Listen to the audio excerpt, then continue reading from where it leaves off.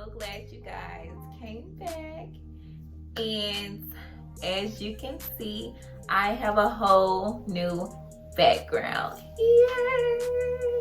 I'm so excited that I have a new background. You guys know how bad I've been wanting a new background, a fresh new look, and here it is. So I've changed my beauty room around a lot.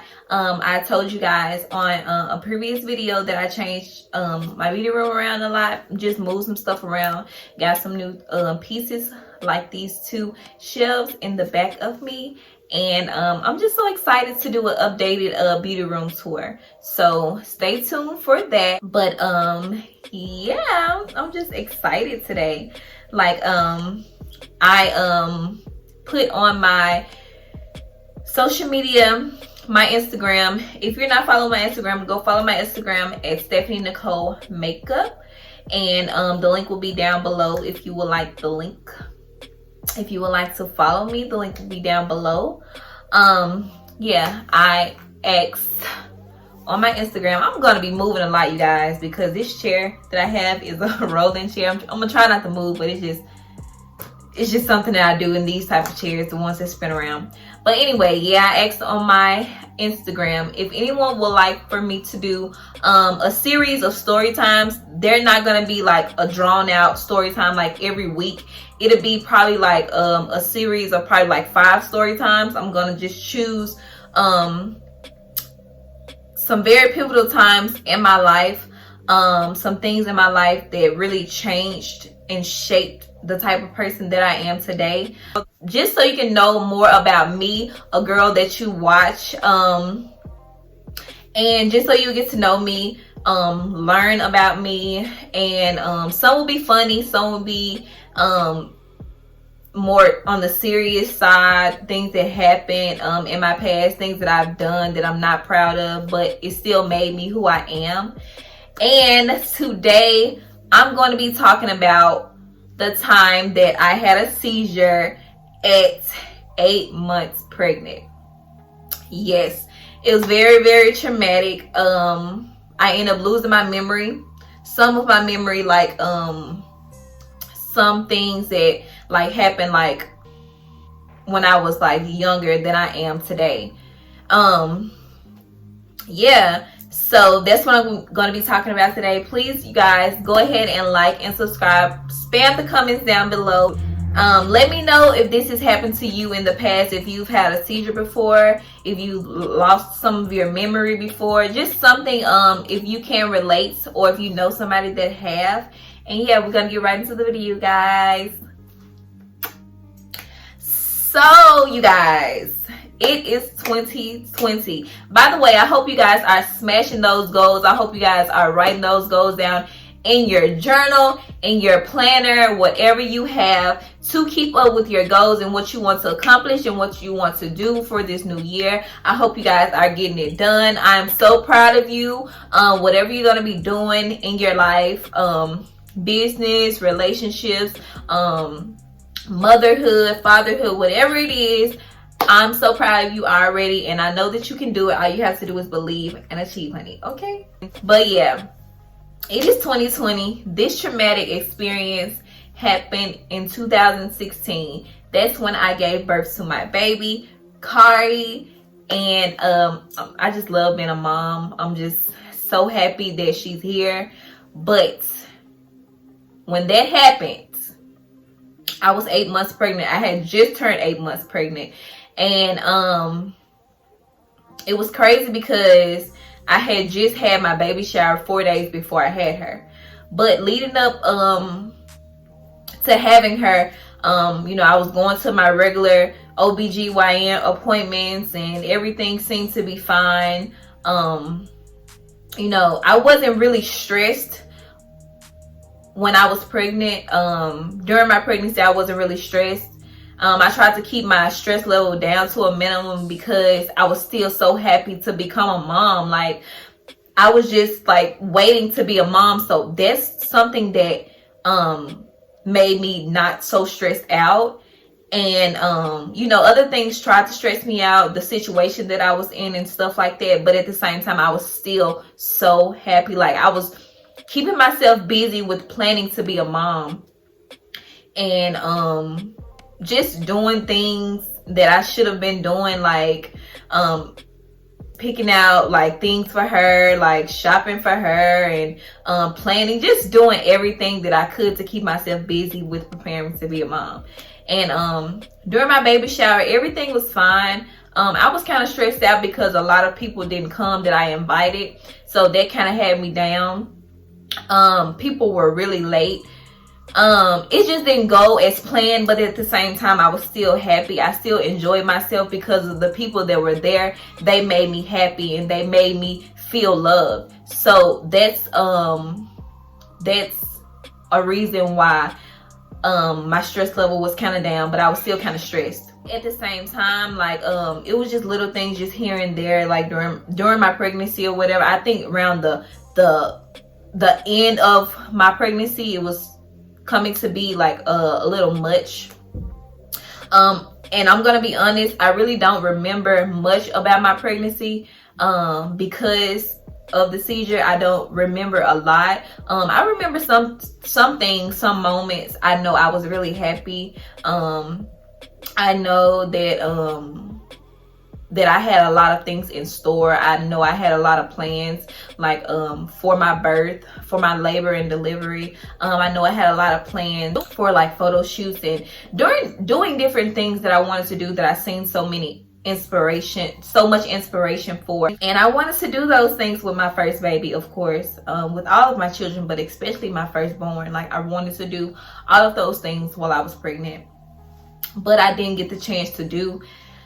So that's a few moments that I remember, but I don't remember the entire pregnancy. And I know it's very, very, very, very heartbreaking to know that you don't remember something that's supposed to be an amazing, amazing part of your life, and your moments. But it's just something that happened, and it's something that's a part of my testimony.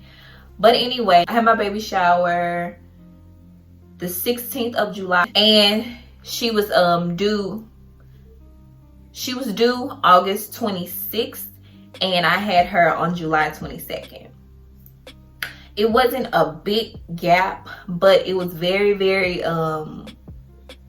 like early for a baby like to be coming. It wasn't that early, but it was too early. Like I wanted to carry my baby full term, and I wanted to get bigger. I wanted to feel more kicks and stuff like that, but that wasn't in the cards for me. So you know, someone told me that when they were over my house, probably like a couple of nights before I had her, that my face was really swollen, and I don't know, I just looked kind of different, and they should have known something was wrong then, but they didn't really think nothing of it until this happened. So after that, one night my grandma came home, and she told me that she had brought me something to eat, and I was asleep, or I was laying down, and she thought I was asleep. I don't think I was asleep. I just think it was just what happened. And she said she went back to her room, and she just heard my drink fall to the floor.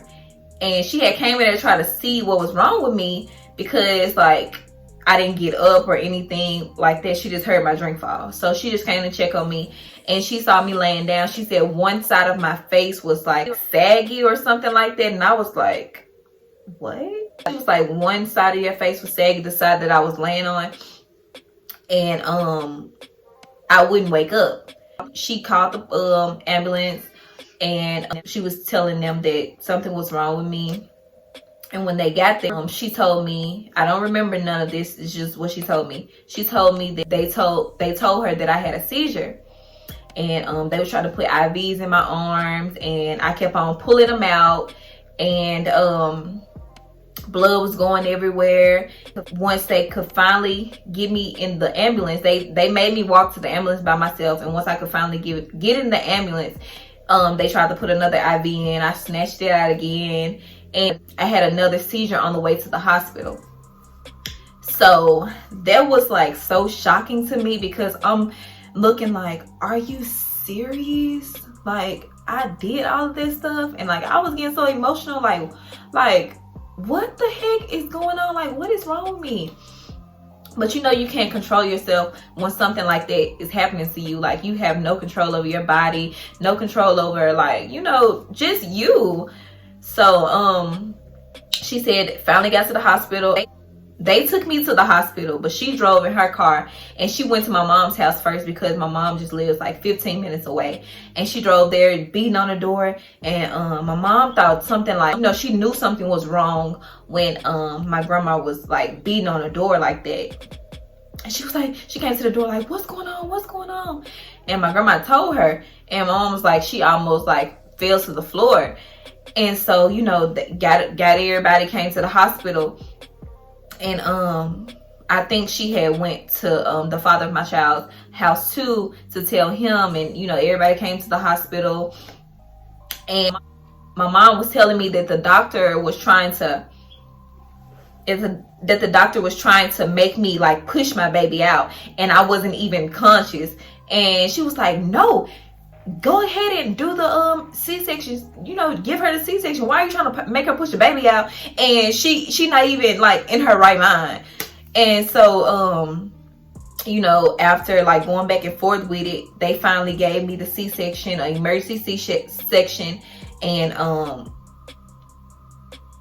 come to find out, I had preeclampsia.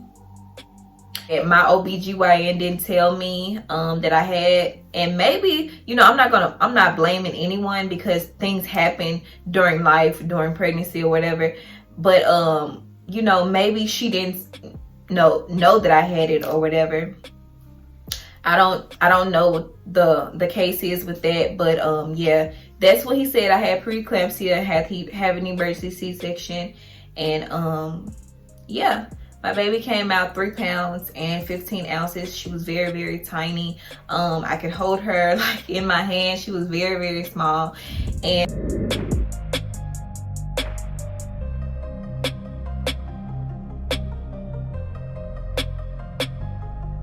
so when you got to the hospital, how was I?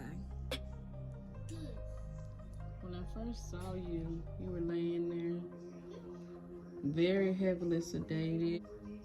Your tongue was hanging halfway out of your mouth. It was swollen. Your eyes were a little bit swollen. And you just didn't look like Stephanie. I didn't know what to think, what to do, you know? I didn't really know what was going on. I just know that they had rushed you to the hospital. And I didn't know if the baby was okay, if you were okay, or... And I was just waiting. I just remember calling into my job, telling them I wouldn't be in, because my daughter was rushed to the hospital, and she was 8 months pregnant. So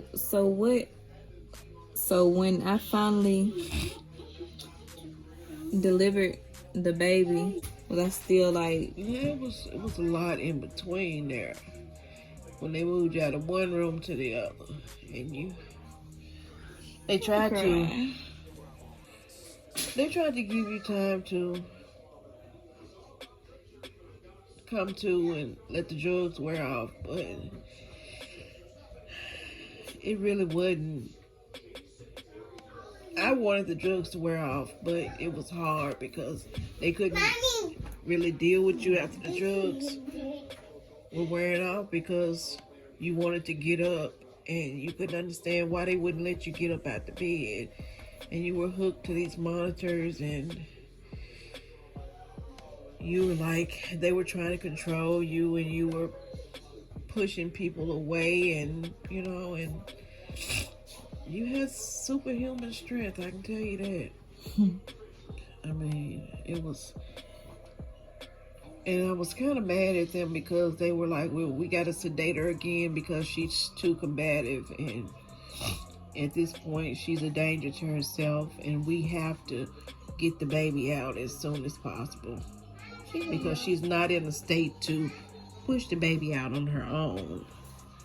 So we're gonna have to talk about doing an emergency C-section and going ahead and getting the baby out. And I was like, well, you know, whatever you can do to make sure that she comes through this okay, and that the baby makes it, is what I need for y'all to do.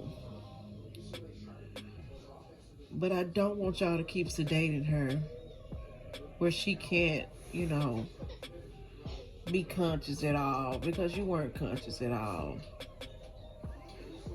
And it was just hard. It was hard seeing you like that, not knowing what was gonna happen next, and I don't know. They let me know step by step. You did have one good doctor there, though, that I kind of clung to, you know, and he let me know everything that was going on, everything that they were gonna do, everything they did after it was over. And I was the first one to see Kari. Right after she was born, and they had her in the incubator, and everybody else had gone to the waiting room, and I kind of hung around in the hallway after he called me and told me that you had a safe delivery.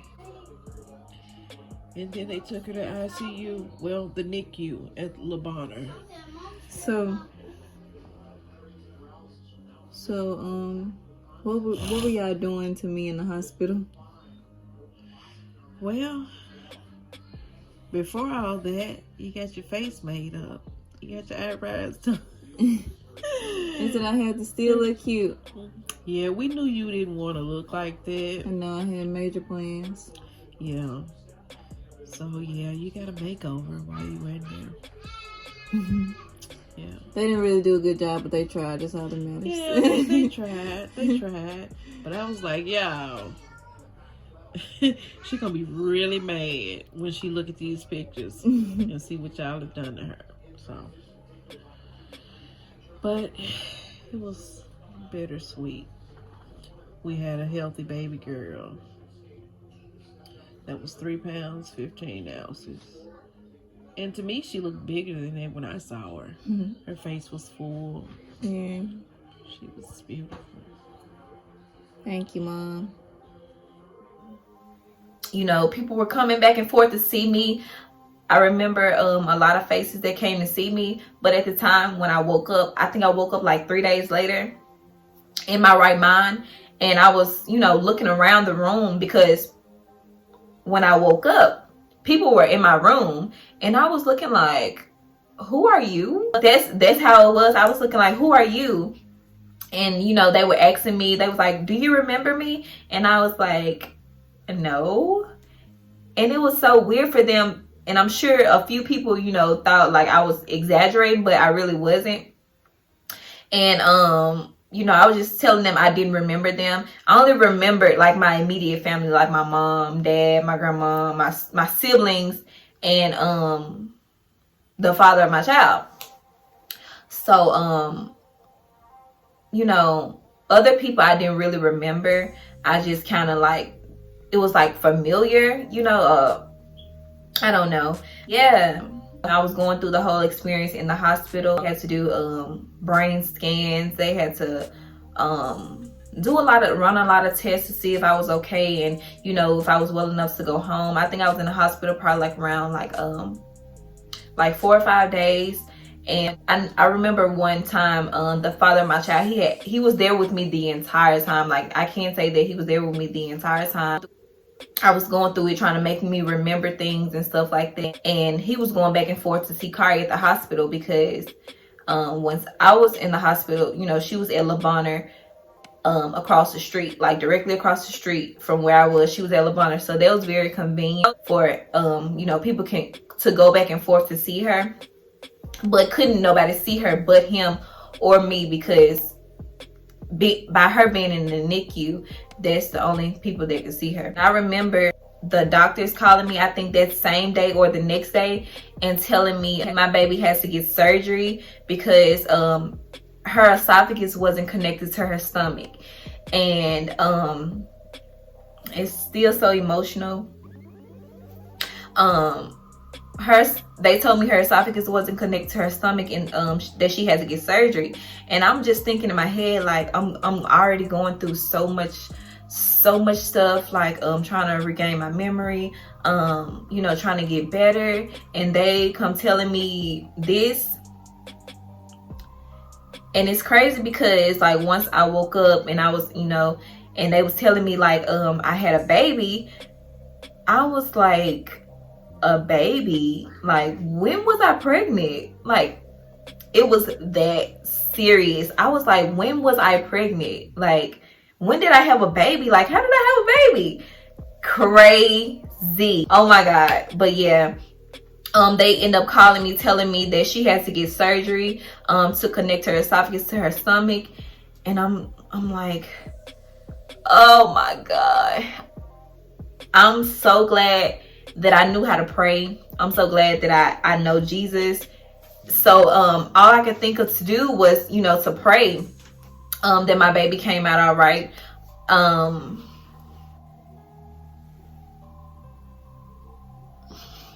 If my eyelash looks a little crazy, it's because it's hurting my eye. I have to push it up. I remember them telling me that, and I'm thinking in my head, like, oh, what if something happens to my baby? She's too small to be getting surgery. Like, babies, like newborn babies get surgery, and that was just like mind-boggling to me. Like, why does my baby have to get surgery? Like, why, Jesus? Why me? Why her? Why us? Why our situation had to be so messed up like this?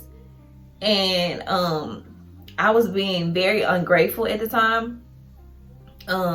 It was very ungrateful because it could have been way worse. Like, we're here, you know, we're still alive. We have, you know, time. We have each other. And so I went ahead and gave them okay. They could do the surgery or whatever. And also, she had to have a blood transfusion. That's so crazy. Like, Kari has been through so much. And ain't God good, because she don't look like what she's been through. Like, my baby looks, you know, perfectly normal. Like, nothing has ever happened to her. But mind you, my baby has had to have surgery to connect her esophagus to her stomach. She had to have a blood transfusion. And also, she was in the hospital for 28 days in the NICU. She had to have, she was in the thing that's, you know, when they're in the bed and the glass box, the plastic glass box is over them. She was in that for a couple of weeks, and then she got bumped up to her own room. Well, she already had her own room, but she got bumped up to another room because she had got healthier, and she had a breathing tube and stuff like that, and she just kept on progressing and getting better. And I was there every single day. I literally moved into the hospital, and I was with my baby every single day. The nurses practically had to, like, push me at the door, telling me, you know, go have some fun, go get out, clear your mind. With you being up here every day, you may be stressed out and, you know, worried or whatever. She's in good hands with us. And every day I'm telling them, no, I'm not gonna leave my baby. People were asking me, could they see her? And, you know, I'm telling them soon, because I didn't want nobody to see my baby like that. Like, whoever thought that she would come out, you know, come into the world the way she did, but she did. And, you know, it took time, but she got healthy, she got strong. And, you know, God, in that moment, God was just showing me how good he is, how strong he is, how he performs miracles, like, for real, because a lot of people don't make it through these situations. And we did. And, you know, once she got healthy and we were able to go home, that was like the happiest day of my life.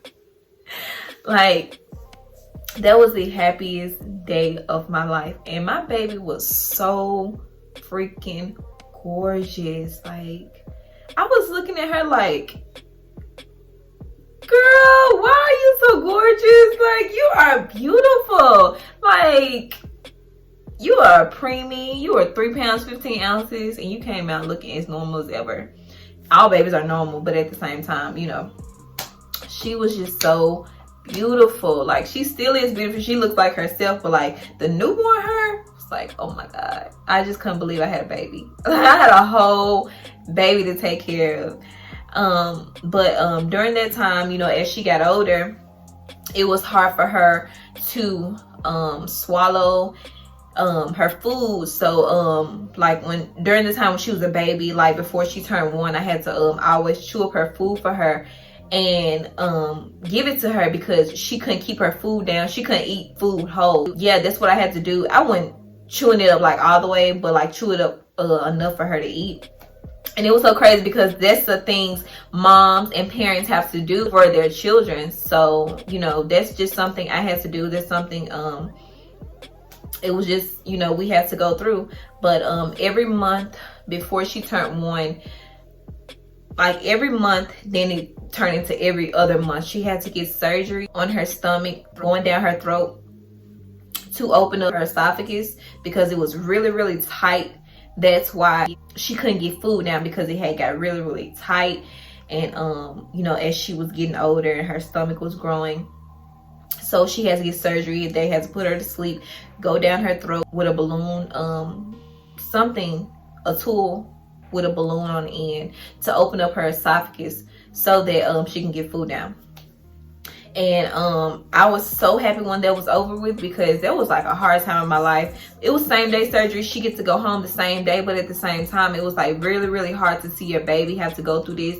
And you know, when she got out of surgery, she was really, really swollen. She was crying. She was agitated. She was just ready to go. And yeah, and I just thank God that she came out like great. And yeah. So with the seizure, with me having a seizure, seizures can really, really mess up like your memory sometimes. I haven't done a lot of research on seizures because like before I had mine, I had never, you know, like heard of a seizure, like someone having a seizure. And when I had mine, it seemed like I'm seeing like people having a seizure like everywhere. I probably seen it like on a movie or something like that, you know, people like foaming at the mouth having a seizure and stuff like that, but I never thought nothing of it. And thought to think like that's a seizure. But once I had mine, I don't know, I was doing like, you know, my body was probably like shaking and stuff like that.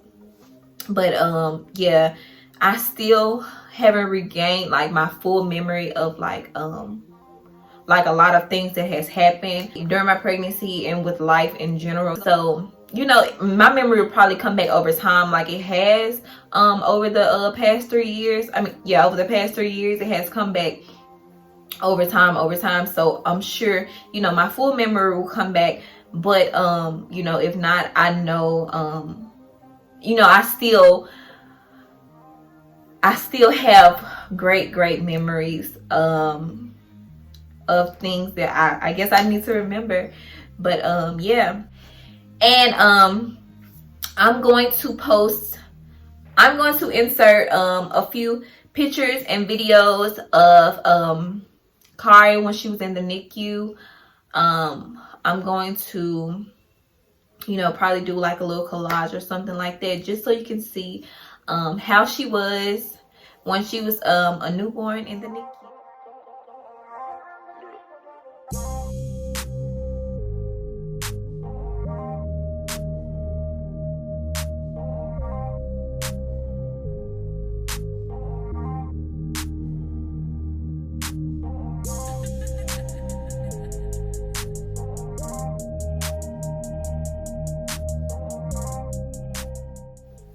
That was my seizure, memory loss, labor and delivery story, and a little bit about Kari's birth. Yeah, let me know if you have experienced it in your life, or know somebody who has, or just some crazy experience that you have experienced. I want us to get to know each other, because you guys are you know, part of my family now. You're gonna watch me go through different stages of my life. You're going to learn things about my past. You're going to know things about my present. And you're gonna go with me to my future. So I would like to get to know you guys. I would like for you to get to know me.